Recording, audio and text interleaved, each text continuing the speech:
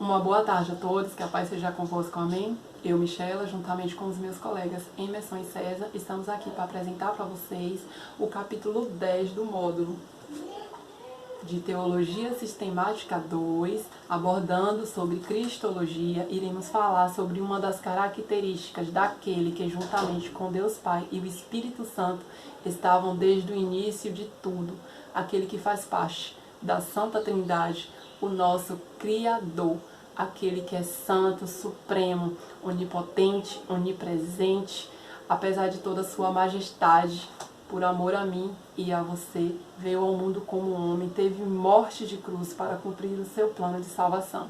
Aquele que impacta, que transforma, que liberta, que cura, que batiza. Um Deus tão extraordinário que causa curiosidade e é estudado até mesmo por aqueles que dizem não acreditar na sua existência. Aquele que irá voltar para nos buscar e nos levar para uma vida eterna. Amém? Vamos dar início à nossa aula falando sobre a divindade de Cristo. O conceito de divindade, segundo o dicionário online, é ser sagrado, que provém de Deus ou a Ele se refere. Vamos agora ver o que é que a Bíblia fala sobre a divindade de Cristo. Em João 1,14 está escrito: "E o Verbo se fez carne e habitou entre nós, e vimos a sua glória, como a glória do unigênito do Pai, cheio de graça e de verdade." Amém? Ao longo desse capítulo, iremos estudar sobre pessoas, grupos, ou até mesmo povos que duvidam da divindade de Cristo, né? E todas as questões que levaram essas pessoas a terem essas dúvidas são respondidas nesse versículo aqui, porque aqui nos comprova que realmente Jesus é Filho de Deus, que Ele realmente é divino, que Ele realmente é Deus. A divindade de Cristo não pode ser contemplada isoladamente, pois tem o seu significado na humanidade, quando a natureza divina se une à natureza humana. Jesus não poderia ter vindo ao mundo somente como Filho de Deus, porque Ele não poderia ser visto e nem tocado. E também não poderia vir ao mundo somente como Filho do homem, porque Ele não poderia realizar todos os milagres que Ele realizou. É por isso que Ele veio como Filho de Deus e também como Filho do homem, né? Tem um significado também nas obras, nas grandiosas obras que foi feito por Jesus, né? E com certeza continuará fazendo através dos seus milagres, né? E uma das maiores obras de Jesus, na minha opinião, é a criação, né? E a salvação da humanidade. O capítulo 10 está dividido mais ou menos em 4 tópicos. Primeiro, alguns falsos conceitos, onde vários grupos vêm ao longo da história contestando a divindade de Cristo. Segundo, registro bíblico, onde está comprovada a divindade através das escrituras sagradas. Terceiro, conceito através do trilema. Uma vez que Jesus diz ser Deus, ou Ele de fato é, ou é um enganador, ou é um lunático, ou é um grande mestre. E por último, implicações para a vida humana do século 21.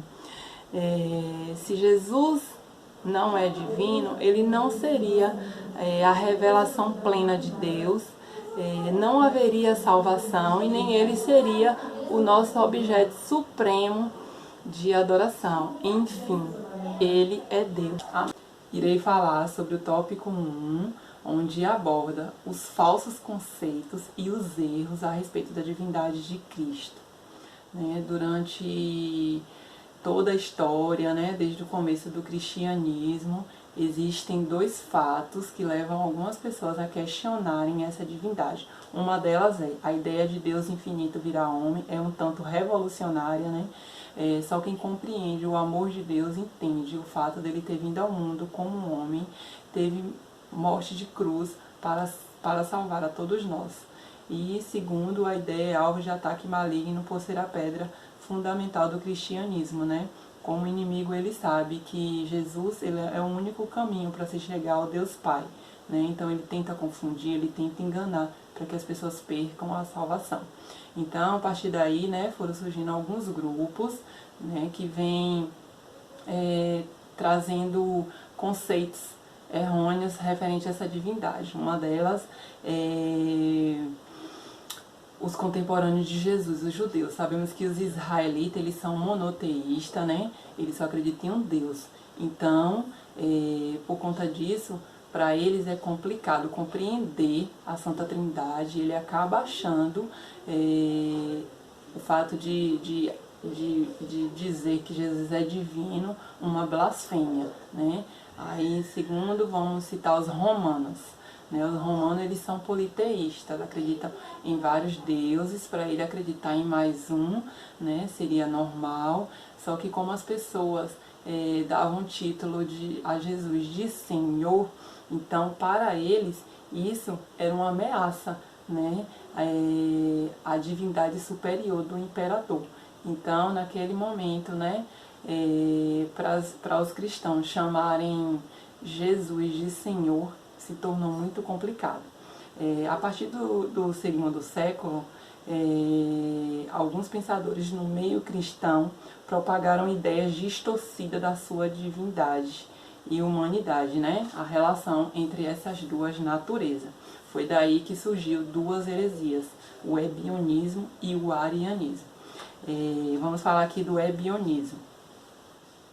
Este grupo apareceu cedo na história da igreja. Era uma espécie de remanescente do judaísmo dentro da igreja. Eles não reconciliavam monoteísmo com a plena divindade de Cristo. Ou seja, né, eles achavam que Jesus era uma pessoa normal, filho de José, de Maria, né, mas que tinha o poder de Deus. Eles não acreditavam no Novo Testamento, somente no Antigo Testamento, né? Não acreditava também que Jesus veio de um nascimento, teve um nascimento virginal. Vamos agora falar do arianismo, uma visão cristológica sustentada pelos seguidores de Ario, que era o presbítero de Alexandria. Isso aí ocorreu esse grupo surgiu aí no quarto século, né? Eles achavam que Jesus era filho de Deus, porém não era divino, porque divino só o Pai, divino só Deus. Essa era a ideia deles, né? E como exemplo de arianismo temos hoje os Mormons e as Testemunhas de Jeová. Depois surge um grupo de teólogos cristãos liberal com a incredulidade sutil que também vem atacando a divindade de Cristo, né? Eles retratam Jesus como um mestre iluminado, uma perfeita revelação de Deus, porém não acredita que Jesus é divino, né? Até mesmo nos dias de hoje encontramos pessoas com ideias próprias referentes à divindade de Cristo, mas não quer dizer que isso coincide com a verdade, pois a verdade encontramos mesmo na palavra de Deus. Uma boa tarde a todos e que Deus abençoe. Olá pessoal, boa noite, paz seja com todos. Vou dar continuidade aqui à nossa aula, que hoje a gente trouxe aqui o assunto, falar sobre o capítulo 10, a divindade de Cristo. E hoje eu vou estar aqui abordando dois tópicos relacionados a essa divindade, que é a plena divindade de Cristo, né? Ok, então vou fazer uso aqui dos slides para dar uma ajuda aqui no nosso estudo de hoje. Vamos lá? Então, pessoal, primeiro falando do nosso assunto, né? Nosso livro de Teologia Sistemática 2, primeiro tópico 10.2, que fala sobre os registros bíblicos da divindade de Cristo. O registro bíblico, né? Aqui a gente vai falar que grupos não ortodoxos como ebionismo e arianismo, que foi citado no capítulo no tópico anterior, e hoje esse arianismo ainda prevalece, segundo o modo que a gente tem ainda como testemunho de Jeová, que ainda faz essa prática, né, desse tipo de grupo ortodoxo, né, de heresia. Eles procuravam as escrituras para dar suporte às suas heresias. Então, porém, tratavam também com seriedade os textos sobre a divindade de Cristo, não tratavam com seriedade, e ora ignorava e ora interpretando de forma tendenciosa e equivocada. A gente sabe que eles pegavam trechos, né, das Escrituras para poder fazer a defesa ali do que eles seguiam. Como a palavra de Deus atesta a plena divindade de Cristo? Aí a gente vai fazer uso aqui de algumas citações, tipo pelo próprio Jesus. Como é que essa palavra de Deus atesta pelo próprio Jesus a sua divindade? Nas Escrituras, né, suas palavras e atitudes reivindicam a plena divindade dele, já nas suas palavras e atitudes, naquela época ali com seus discípulos. Aí a gente tem um texto aqui de João 5,17, onde ele se diz igual a Deus, que ele disse assim: disse-lhe Jesus, meu Pai continua trabalhando até hoje, e eu também estou trabalhando.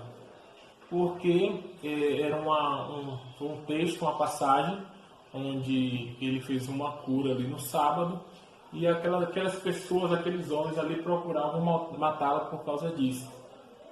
Então ele diz que, independente do dia, ele continuava trabalhando, porque o pai dele também trabalhava. Então ele se igualou a Deus naquele momento.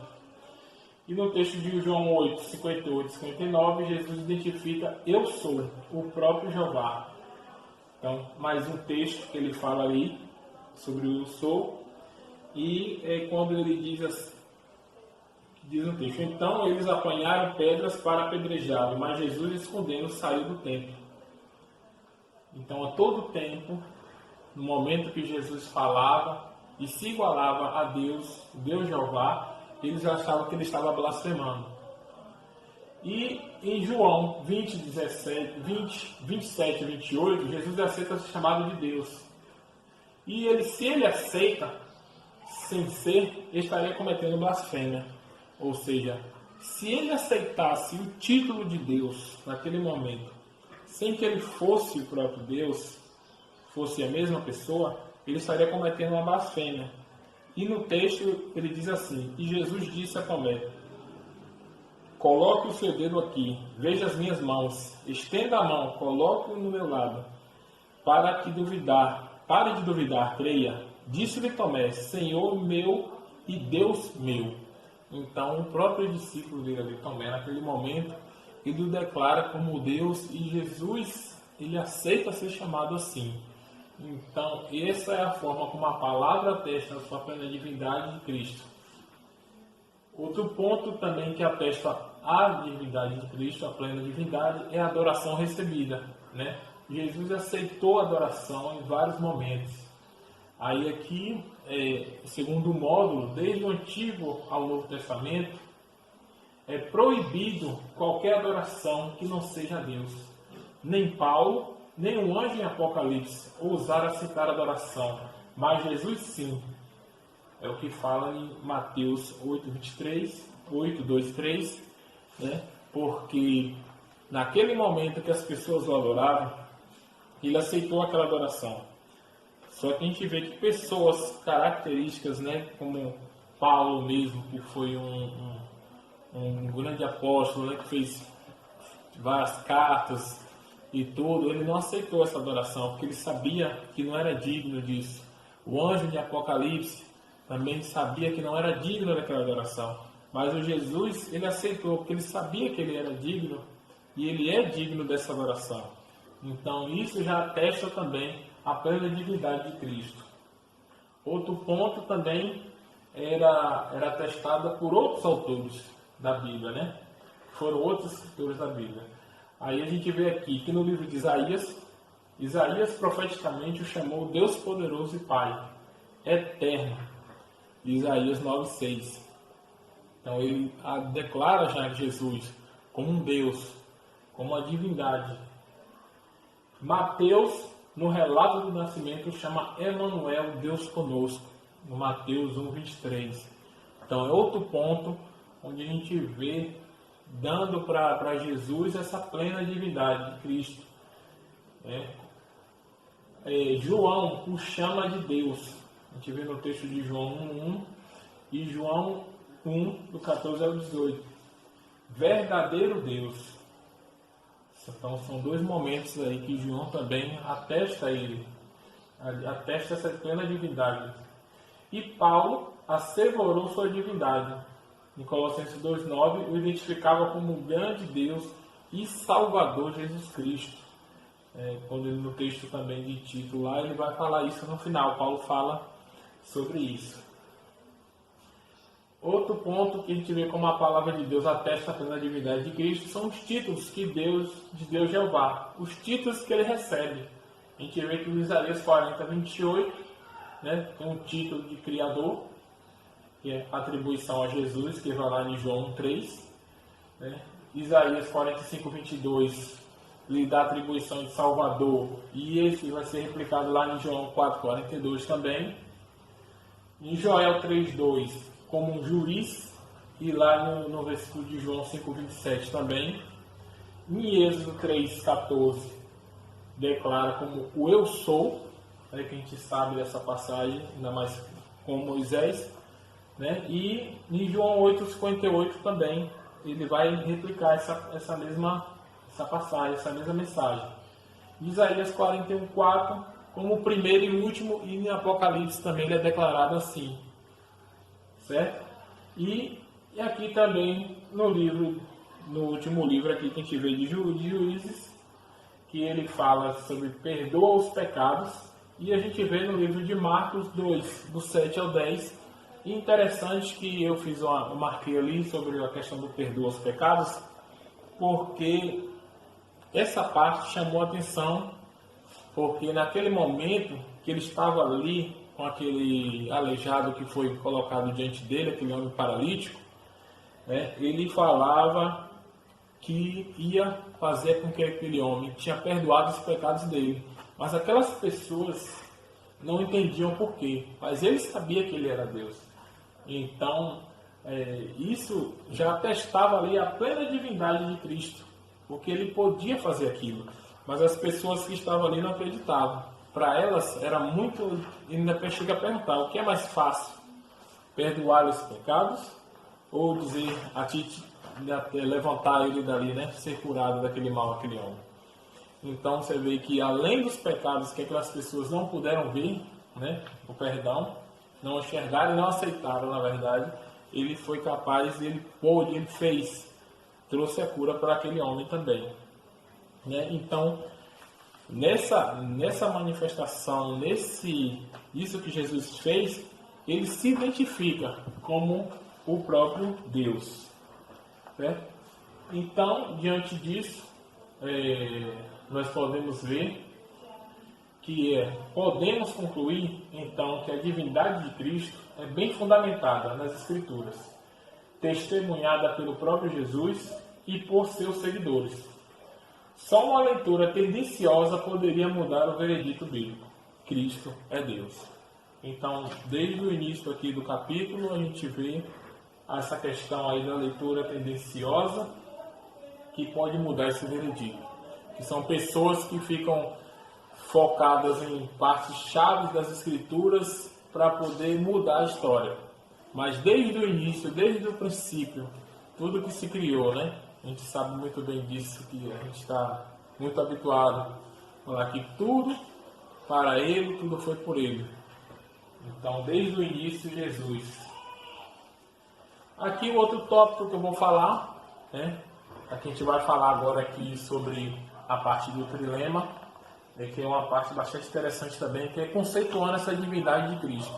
Onde a gente vai falar aqui sobre C.S. Lewis, foi um grande escritor.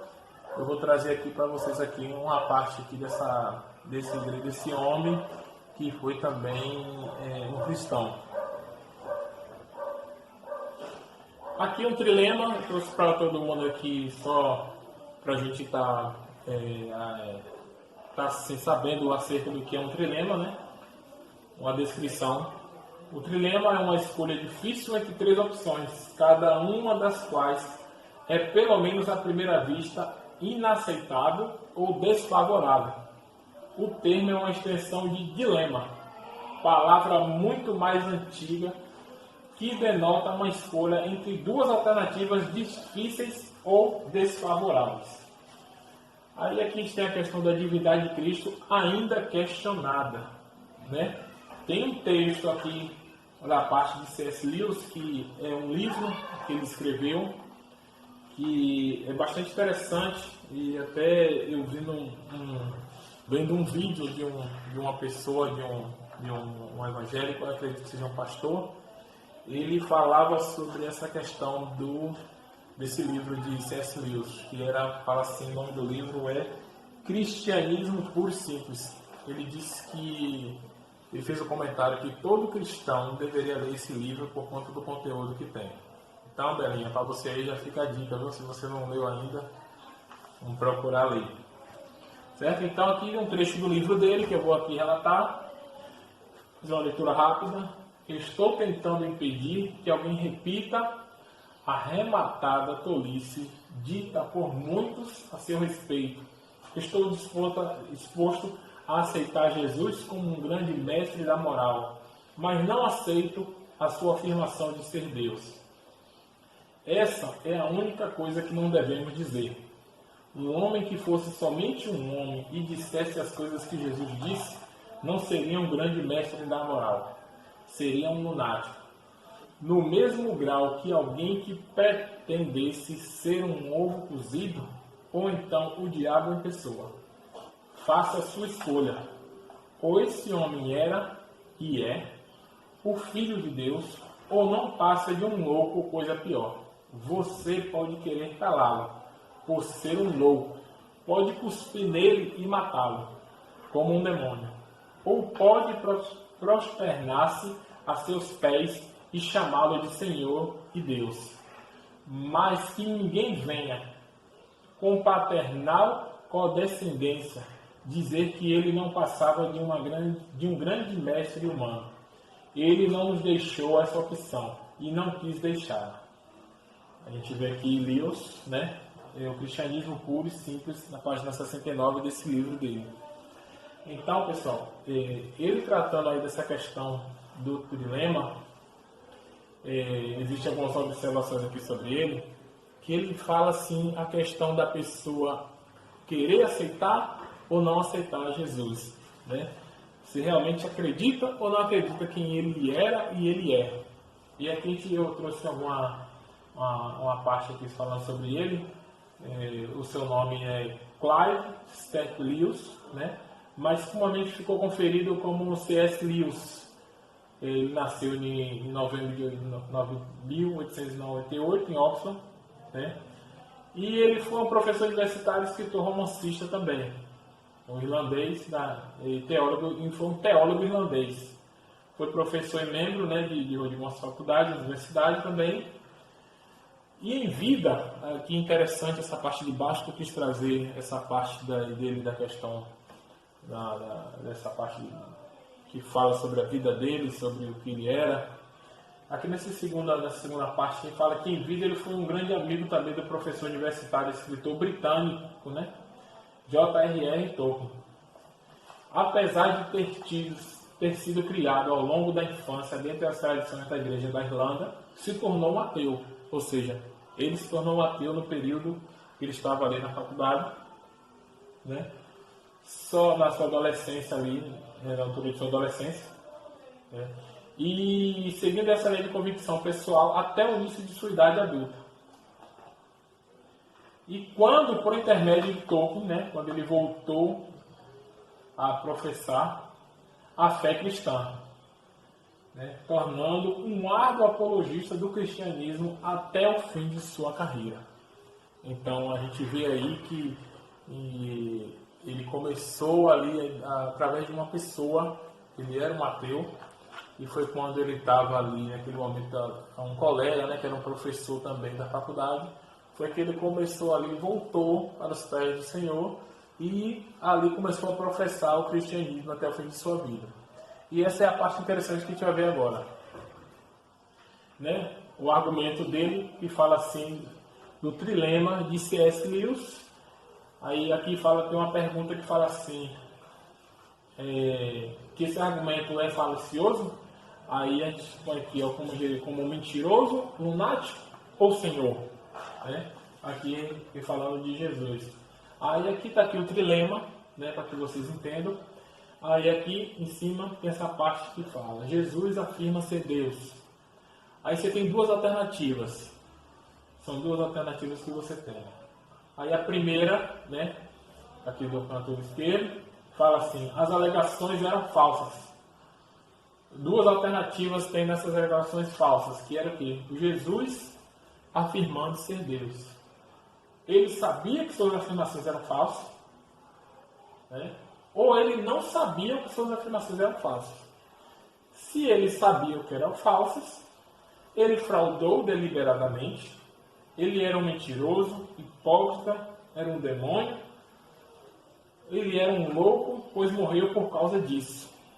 Então a gente vê que uma pessoa com esse propósito de morrer por isso, no final ele declara ali do trilema como um louco, né? Por conta de tudo que ele fez para morrer por aquilo. E do outro lado, que ele não sabia, né, das alternativas que ele era como falsa, ele estava sinceramente iludido e ele era um lunático. Estava acreditando em algo que estava sendo enganado. Enganado, né? Ele foi enganado e estava acreditando naquilo. Era um lunático. Mas aí a gente parte para outra alternativa, que com certeza foi a nossa alternativa, e essa é a alternativa que Lewis ele defende e declara. As alegações eram verdadeiras, que Jesus realmente afirma ser Deus, e ele é Senhor. Se as alegações são verdadeiras, ele é Senhor. E as duas alternativas de ele sendo Senhor é que você pode aceitar e você pode rejeitar, certo? Mas você não pode dizer que ele não é o Senhor. Ele é o Senhor. Agora você pode aceitá-lo ou pode rejeitá-lo. E aqui conceituando a divindade de Cristo, né? A gente vê aqui que Atanásio, né, que foi ali uma pessoa que contra a vontade dos arianos preservava o verdadeiro conceito de Cristo, ele fez isso aí. E a igreja dos primeiros séculos enfrentou heresias contra a divindade de Cristo e tinha grandes defensores. E Atanásio foi um deles, foi um dos defensores. E naquele momento as pessoas ficou muito assim dividido para saber o que acreditavam, o que não acreditavam, como é que ia acreditar. Mas foi quando eles resolveram, as pessoas responsáveis da época, os responsáveis resolveram criar um credo, né? Que foi o credo niceno, formulado pelo Concílio de Nicéia, 325. Foi uma forma decorada para o povo estabelecer a ortodoxia, ou seja, a crença no que eles acreditavam relacionado à divindade de Cristo. E foi esse credo de Nicéia que até hoje a Igreja Católica ainda faz uso, né? Foi feita uma adaptação dessa forma, desse credo, mas aqui o credo de Nicéia foi uma profissão de fé adotada do primeiro concílio ecumênico reunido na cidade de Nicéia, na Bitínia, em 325. Chama-se também o símbolo niceno e a profissão de fé dos 318 padres, referência aos 318 bispos que participaram do primeiro concílio de Nicéia.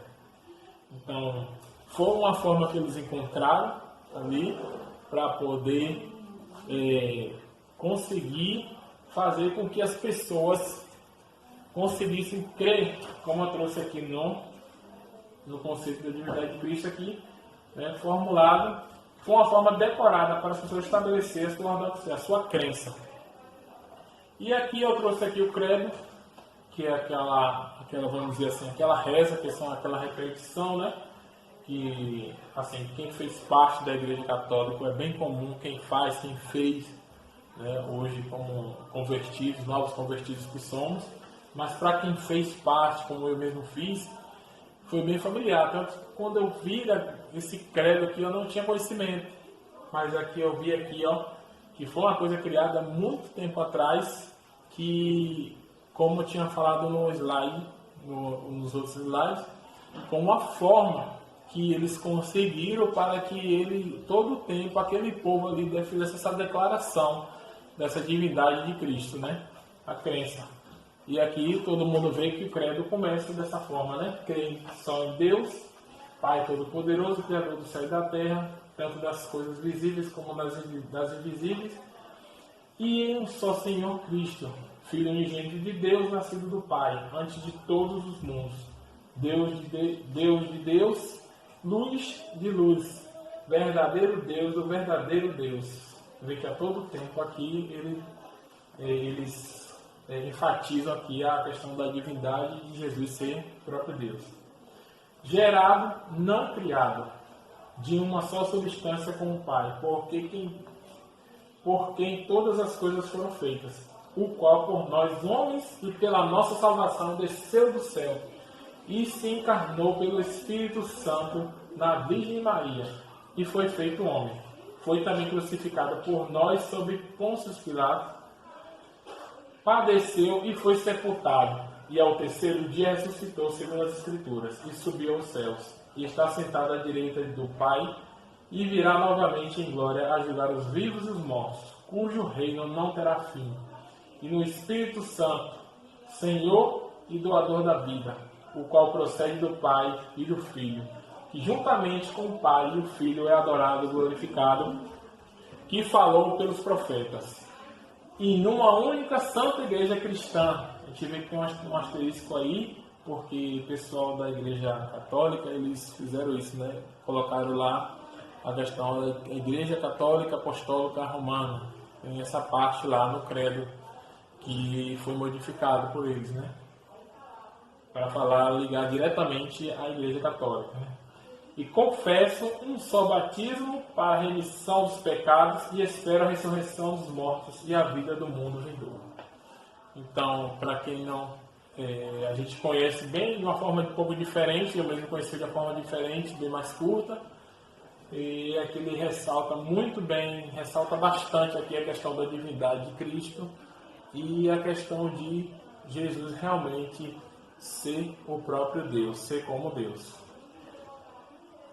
E aqui, para encerrar, eu achei bastante interessante aqui trazer também para a gente essa questão aqui um comentário que o Theo, né, o mascotezinho lá do IP que ele faz, ele traz uma outra parte do livro de Lewis, que é um outro trecho, uma outra página, que diz assim: são palavras chocantes, assim é o título que o módulo dá para essa parte desse trecho.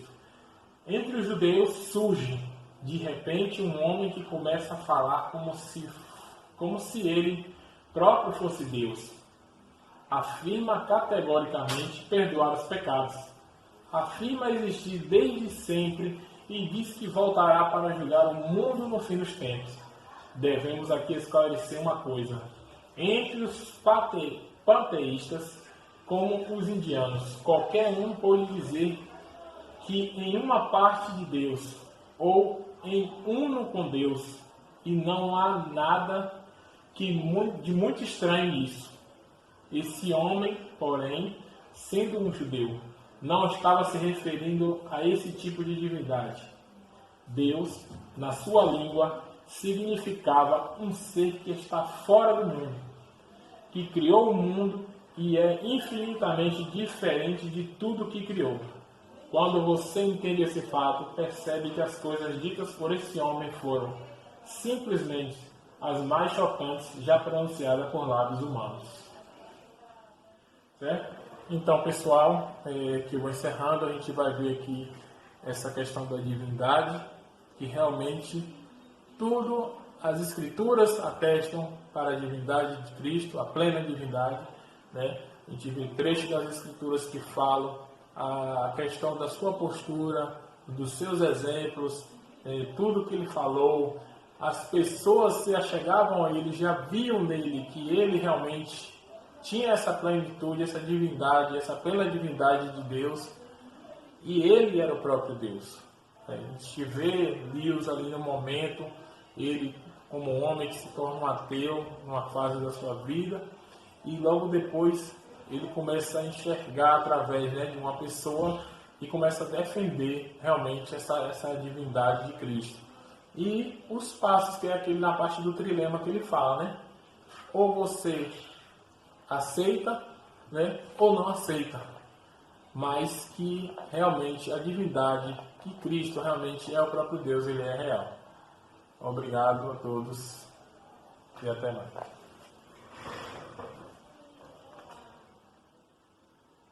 Não me diga. Nem.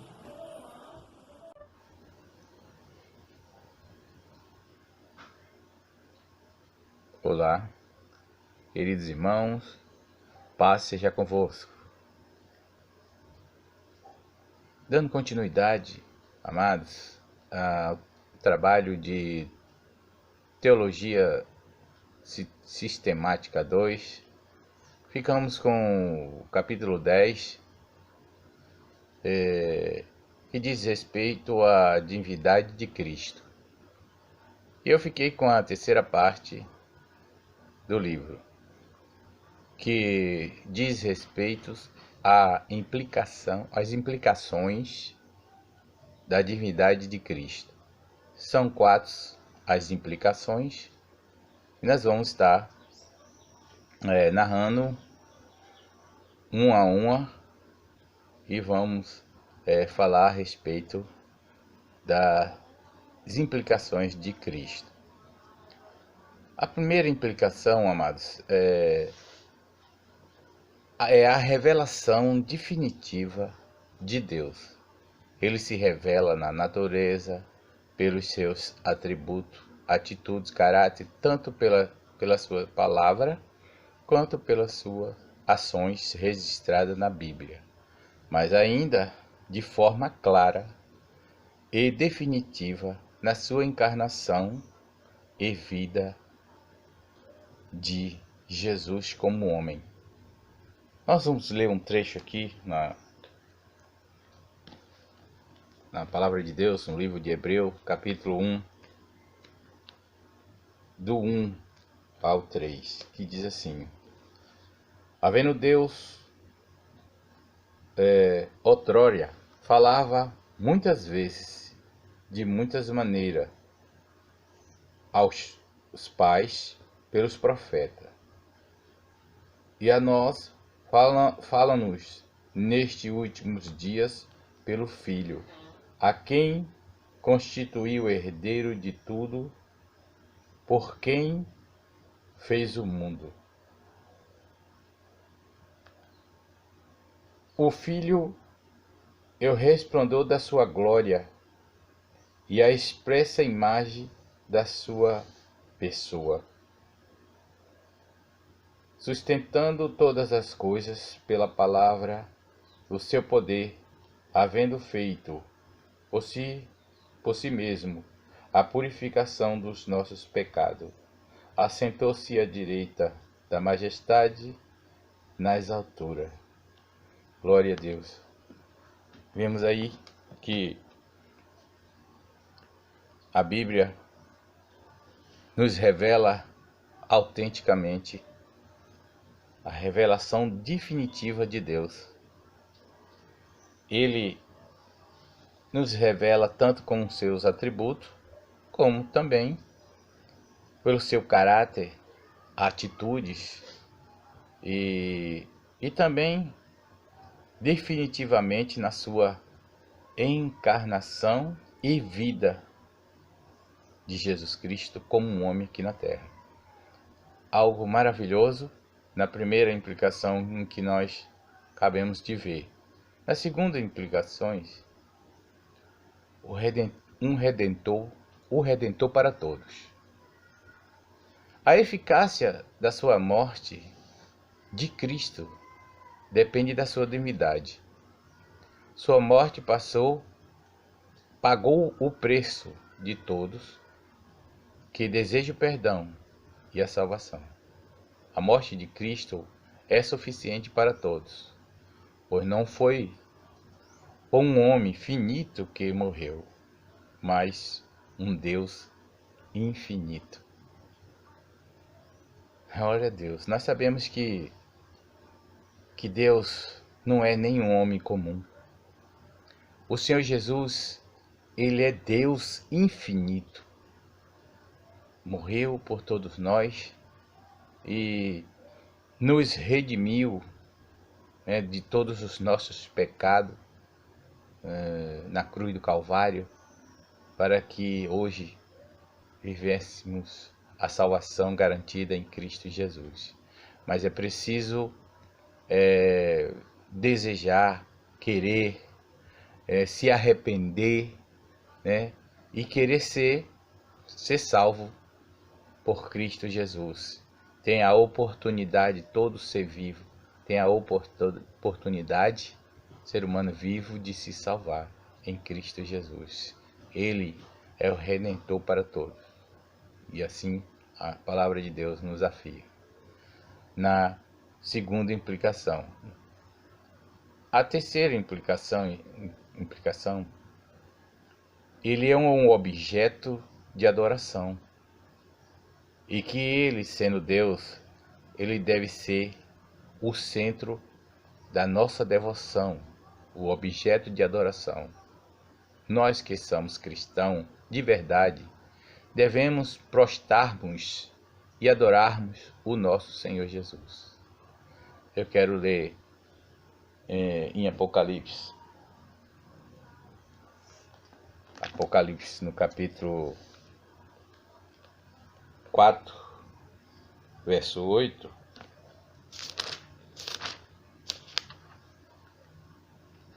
Que diz assim: os 4 seres viventes tinha cada um 6 asas ao redor, e por detrás estavam cheios de olhos. Não descansava nem de dia nem de noite, dizendo: Santo, Santo é o Senhor dos Exércitos, o Deus Todo-Poderoso, aquele que era, aquele que é e aquele que há de vir. Aleluia, glória a Deus. Sabemos que os anjos adoravam o Senhor Jesus.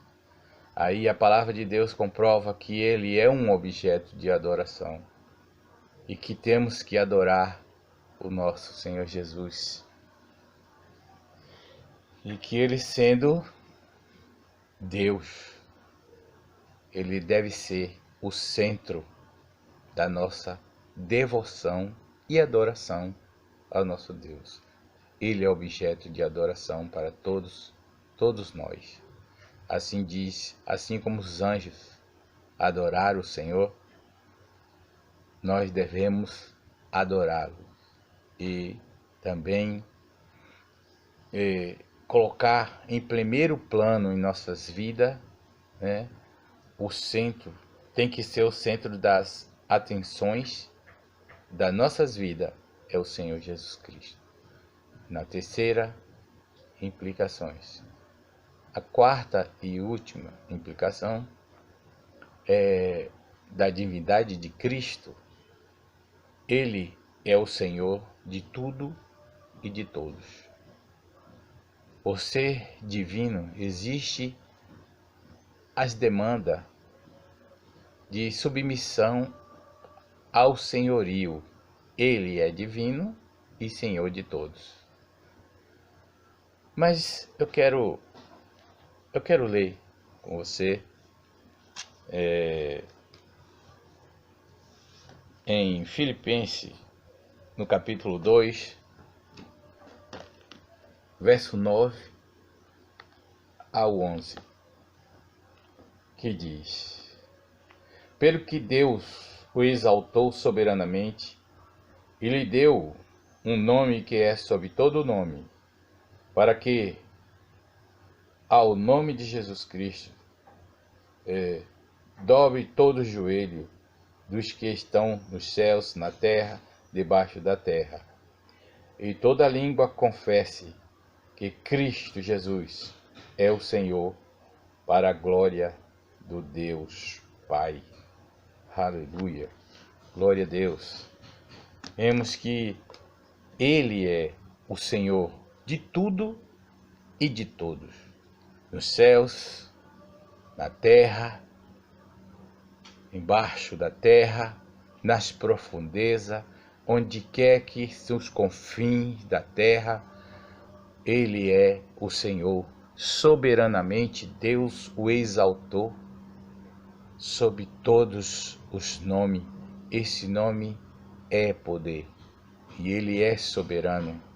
E devemos crer e devemos analisar, adorar, porque Ele é o soberano de todos, o ser vivo, o Senhor de tudo e de todos. Amados, essas são as 4 implicações, né? Eu quero ainda concluir. Confrontamos os erros a respeito da sua divindade com a palavra de Deus. Jesus reivindicou para si mesmo a sua divindade, mas os seus seguidores concordaram plenamente que Jesus é Deus. Amém? Paz seja convosco e fique com Deus.